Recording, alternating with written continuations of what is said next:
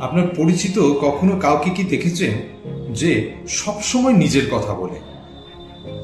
Narcissistic personality অথবা narcissistic ট্রেটসের কিছু বিশেষ বৈশিষ্ট্য থাকে, যেমন তারা খুব বেশি প্রশংসা বা খুব বেশি অ্যাটেনশন পছন্দ করে, সবসময় ভাবে ওরা খুব বিশেষ কেউ বা অন্যদের থেকে তারা শ্রেষ্ঠ।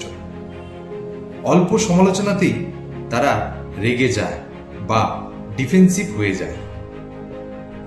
অন্য মানুষদের নিজের লাভের জন্য তারা ব্যবহার করে। আরেকজনের দুঃখ কষ্ট সহজে তারা বুঝতে পারে না, তাদের এমপ্যাথি ফ্যাক্টরটি খুবই কম থাকে।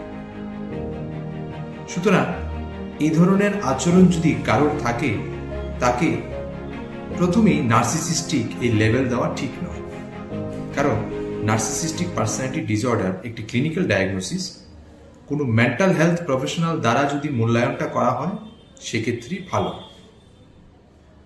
আরেকটি ইম্পর্টেন্ট ব্যাপার, নার্সিসিস্টিক ট্রেটস অনেক সময় অনেকের থাকতে পারে, কিন্তু যদি এটা দীর্ঘমেয়াদী হয় বা তার জীবন ও বিভিন্ন সম্পর্ক ক্ষেত্রে এটা সমস্যা তৈরি করে, তখনই হয়তো নার্সিসিস্টিক পার্সোনালিটি ডিসঅর্ডার হওয়ার একটা চান্স থাকে।